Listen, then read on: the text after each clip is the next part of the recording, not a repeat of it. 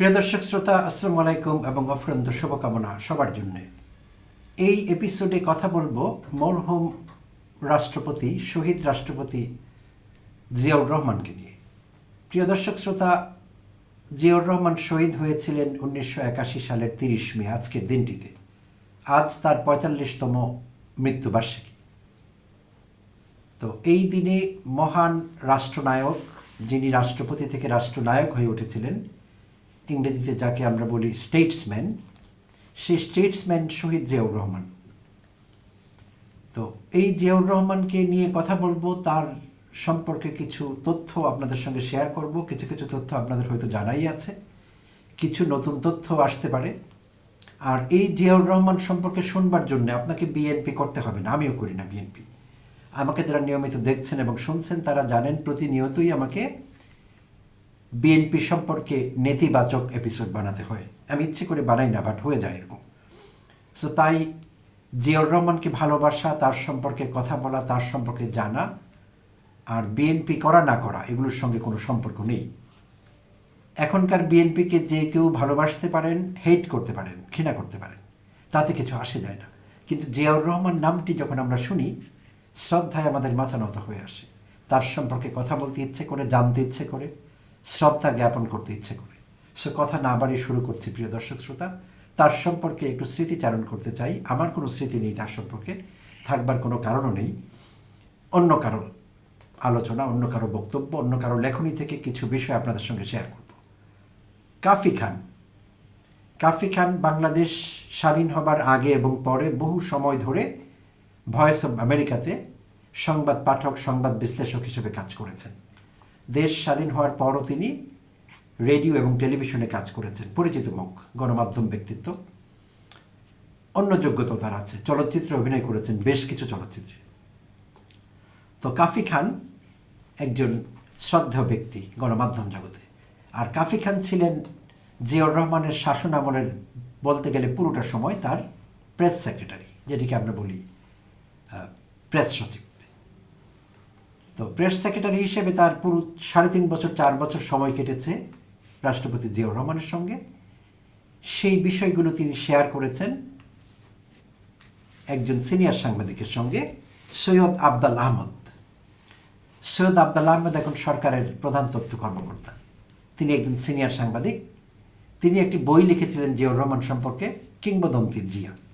আর সেই বই লিখতে গিয়ে তিনি চাইছিলেন কাফি খান জিয়াউর রহমানের স্মৃতিচারণ করুন, তার ফার্স্ট হ্যান্ড এক্সপিরিয়েন্স জিয়াউর রহমানের সঙ্গে। সেগুলো তিনি তাকে জানান। তিনি জানিয়েও ছিলেন 2011 সালে কাফি খান যখন বাংলাদেশ ভিজিট করছিলেন। কাফি খান যুক্তরাষ্ট্রে সেটেল করেছিলেন অনেক আগেই। তো যুক্তরাষ্ট্র থেকে দেশে এসেছিলেন 2011-তে। তখন তার সাক্ষাৎকারের ভিত্তিতে এই বই লেখায় সেটি কাজে দিয়েছিল, কিংবদন্তির জিয়া। এই বইটি আমি পড়িনি আনফর্চুনেটলি, যারা পড়েছেন তারা হয়তো জানেন। তো সেখানে বেশ কিছু তথ্য আছে, গুরুত্বপূর্ণ তথ্য জিয়াউর রহমান সম্পর্কে। তো দেরি না করে সেই তথ্যগুলো আপনাদের সঙ্গে আমি সরাসরি শেয়ার করব। কমেন্টে জানাবেন আপনি কি ভাবছেন এই বিষয়ে। তার আগে বলে নেওয়া ভালো, 81 সনের 30 মে যখন জিয়াউর রহমান শহীদ হলেন যেদিন, তখন আমি 8ম শ্রেণীর ছাত্র। গ্রামে থাকি। সংবাদ সংগ্রহের একমাত্র উপায় হলো একটি রেডিও। তো সেই রেডিওর উপর ভিত্তি করে সংবাদ সংগ্রহ করতাম, দেশ বিদেশের সব কিছু সম্পর্কে জানতাম। তো 8ম শ্রেণীতে যেহেতু পড়ি, অত বড় ছিলাম না, অত ম্যাচিউর ছিলাম না, অনেক কিছু বুঝতাম না। কিন্তু সেই সময় বুঝতাম যে জিয়াউর রহমান এমন একজন ব্যক্তি যিনি দেশের ভালোই করছেন, তিনি দেশ নায়ক হয়ে উঠেছিলেন, সেই বিষয়ে অবগত ছিলাম। আর যেদিন এই সংবাদটি পেলাম সেদিন মন খুব খারাপ হয়েছিল, বলতে গেলে কেঁদেছিলাম জিয়াউর রহমানের মৃত্যুতে। তো জিয়াউর রহমান এভাবে লাখো কোটি মানুষের হৃদয় স্পর্শ করেছিলেন জীবিতাবস্থায় এবং শহীদ হওয়ার পর। এখনও কোটি কোটি মানুষ তাকে অ্যাডমায়ার করেন। তারা সবাই বিএনপি করেন না, করবার কোনো প্রয়োজনও নেই। আর এই বিএনপি এবং সেই জিয়া দুটোকে মিলানো যাবে না। তো শুরু করি দেরি না করে প্রিয় দর্শক শ্রোতা। তো কাফি খানের জবানিতে শুনে নেই কাফি খান জিয়াউর রহমান সম্পর্কে কিভাবে স্মৃতিচারণ করেছিলেন। কাফি খান বললেন, স্বজনপ্রীতি শব্দটা জিয়ার অভিধানে ছিল না। দুর্নীতি সংক্রান্ত কোনো কাজকে তিনি কখনো প্রশ্রয় দেননি। রাষ্ট্রপতির মতো এত বড় একটি পদে থেকেও তিনি অতি সাধারণ জীবনযাপন করতেন। নিজের পরিবারের জন্য তিনি কিছুই করেননি, নিজের জন্য তো করেনইনি। আত্মীয় স্বজনের কেউ কোনো তদবিরের জন্য বঙ্গভবনে বা বাসভবনে সাক্ষাৎ করতে আসবেন, সেটা ছিল অকল্পনীয় ব্যাপার। তেমন সাহস কারো ছিল না।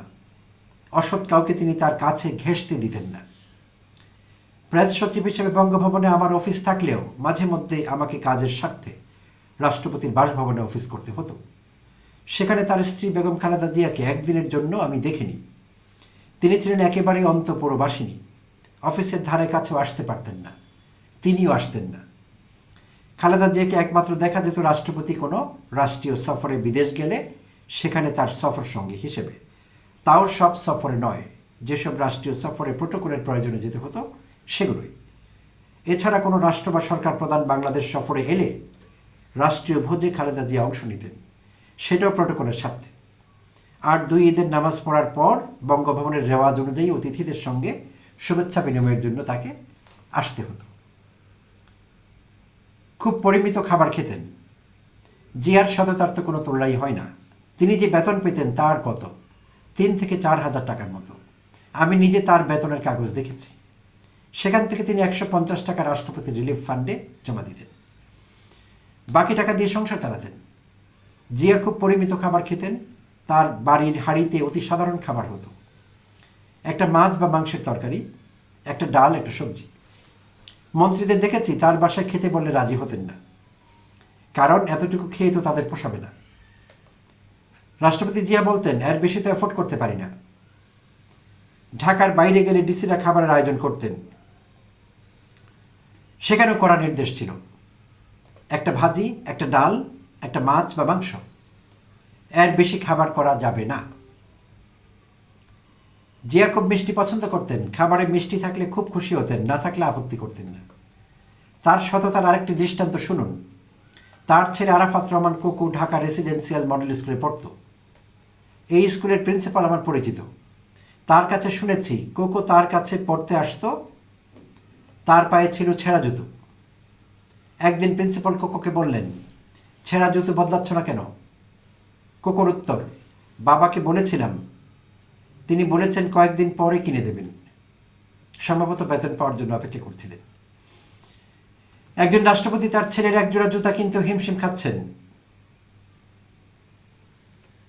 একটা পুরনো হাত ঘড়ি ছিল জিয়ার। ঘড়িটি খুব দামিও ছিল না।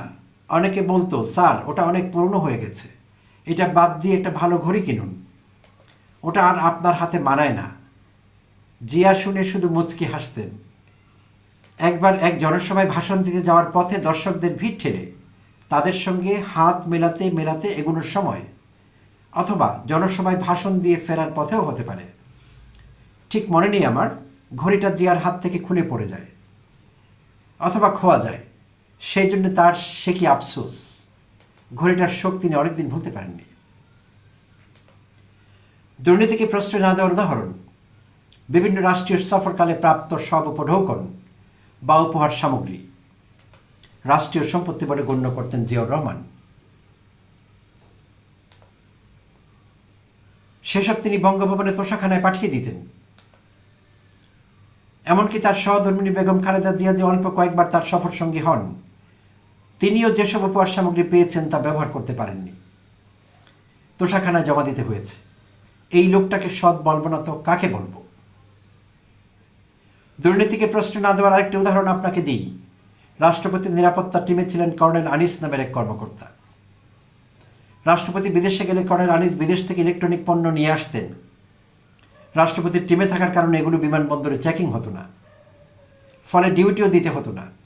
কর্নেল আনিস এগুলো বাইরে বিক্রি করতেন। এই অভিযোগ রাষ্ট্রপতি জিয়ার কানে গেলে তিনি বিদেশ থেকে আসার সময় তার টিমের সব সদস্যের লাগেজ চেকিং করার নির্দেশ দেন। চেকিংয়ের পর কর্নেল আনিসের লাগেজে চোরাই ইলেকট্রনিক পণ্য পাওয়া গেল। সঙ্গে সঙ্গে তাকে চাকরি থেকে বরখাস্ত করা হলো। জিয়ার ছিল আলাদা একটা ক্যারিশমা। জিয়াউর রহমান সত্যি একজন গ্রেট স্টেটসম্যান। বিদেশে তিনি বাংলাদেশের ভাবমূর্তি উজ্জ্বল করেছেন। বিদেশে বিভিন্ন দেশের রাষ্ট্রনায়কদের সঙ্গে তিনি ইকুয়াল লেভেলে কথা বলতে পারতেন, আমি দেখেছি। যুগোস্লাভিয়া তখন ভাগ হয়নি। যুগোস্লাভিয়ার প্রেসিডেন্ট মার্শাল টিটুর তখন দুর্দান্ত প্রতাপ। টিটুর সঙ্গে যে এমনভাবে কথা বলছেন, মনে হয়নি তৃতীয় বিশ্বের একজন নেতা মার্শাল টিটুর মতো একজন স্টেটসম্যানের সঙ্গে সমান তালে বৈঠক করছেন।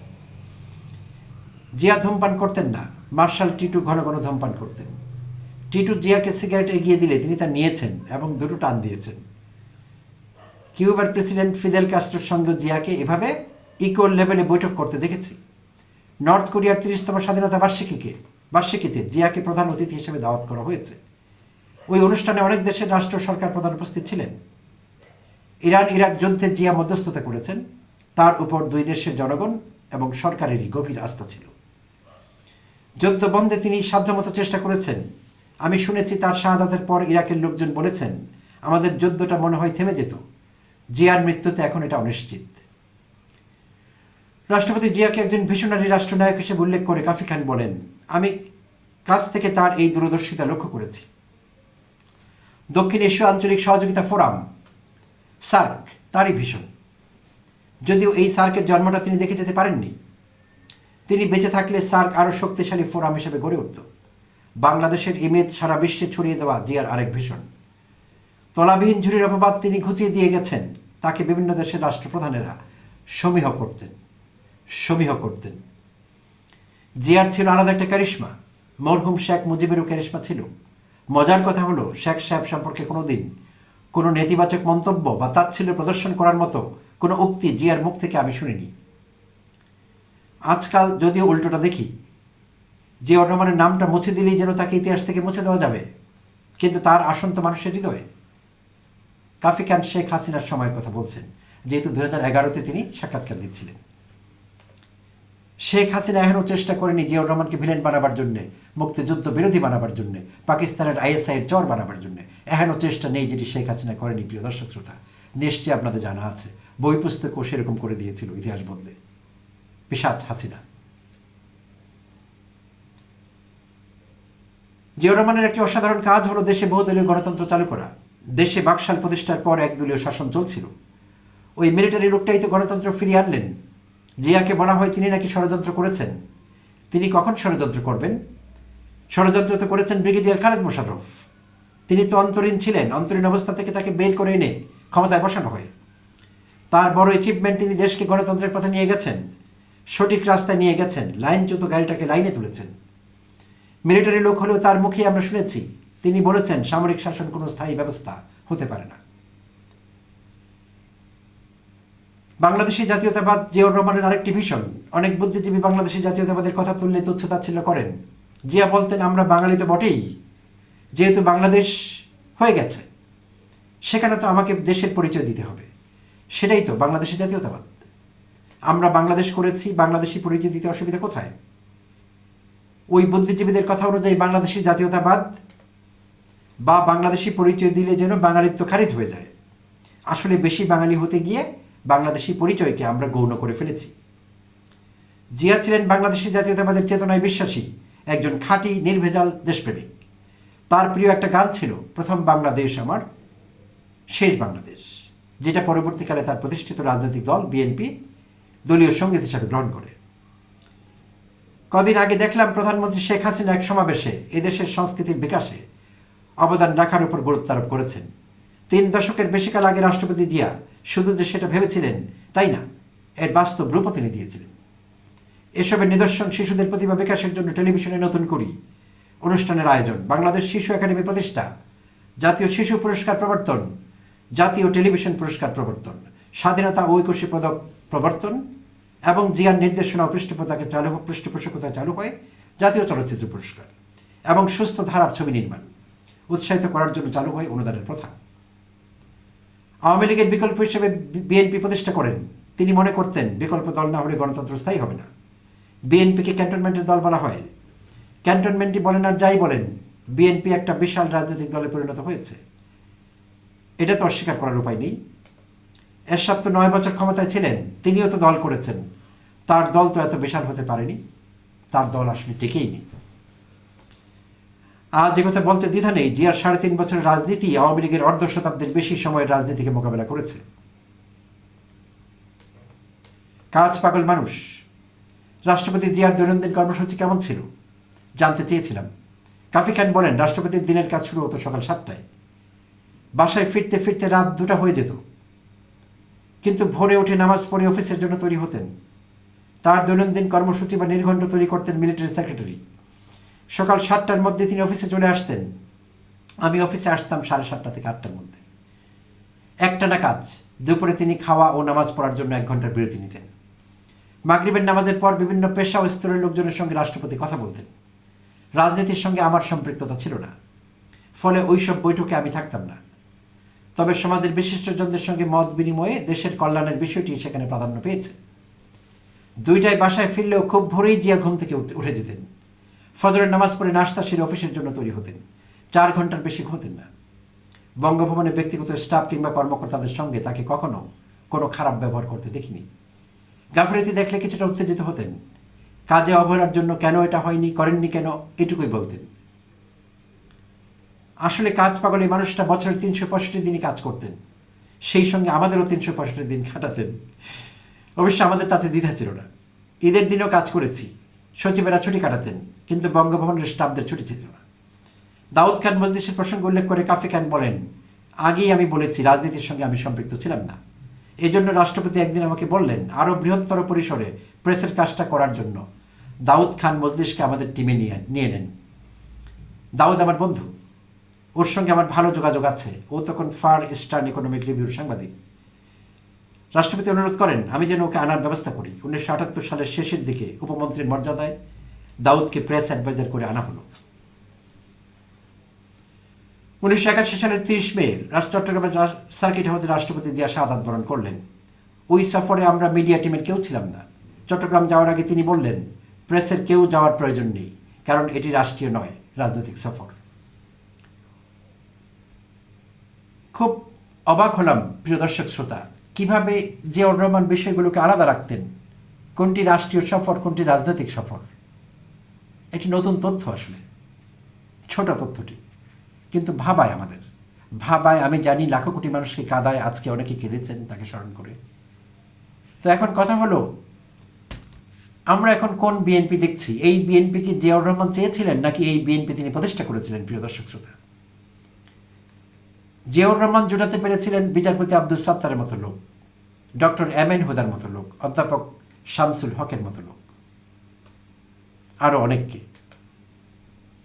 সাইফুর রহমান, ফরাসউদ্দিন মাহতাব, এদেরকে তিনি জোটাতে পেরেছিলেন। অর্থাৎ তার নজরই ছিল উপরের দিকে। এখন কি দেখছি আমরা? এখন বিএনপি দলীয় নেতাদের দিকে যদি তাকাই, এখন যারা সংসদে এমপি আছেন, মন্ত্রী আছেন, এদের অনেকের দিকে তাকাই, এদের অনেকের আমল নামা সম্পর্কে আমরা জানি। জিয়াউর রহমান কি এদের অনেককেই সহ্য করতে পারতেন? এই সংসদের বিএনপি দলীয় শতকরা 60% সংসদ সদস্য ব্যাংক খেকো, আমি ব্যাংক খেকোই বলবো তাদের। তারা নানা বাহানায় ঋণ পুনঃতফসিল করে কোনো রকমে নির্বাচন করতে পেরেছেন। নির্বাচন করে তারা আবার এখন কি করবেন আগামী দিনগুলোতে জানি না আমরা। কিন্তু জিয়াউর রহমান কি এমন লোকদের কখনো বরদাস্ত করতেন? জিয়াউর রহমান কি গাড়ির আগে পেছনে দৌড়ান এমন লোকদের বরদাস্ত করতেন? এমন লোকদের মন্ত্রী বানাতেন? এই প্রশ্ন আমাদের মধ্যে কিন্তু থেকেই গেল। এই প্রশ্নের উত্তর আমরা হয়তো পাবো না কখনোই। প্রিয় দর্শক শ্রোতা, অনেক অনেক ধন্যবাদ জানবেন সঙ্গে থাকবার জন্য।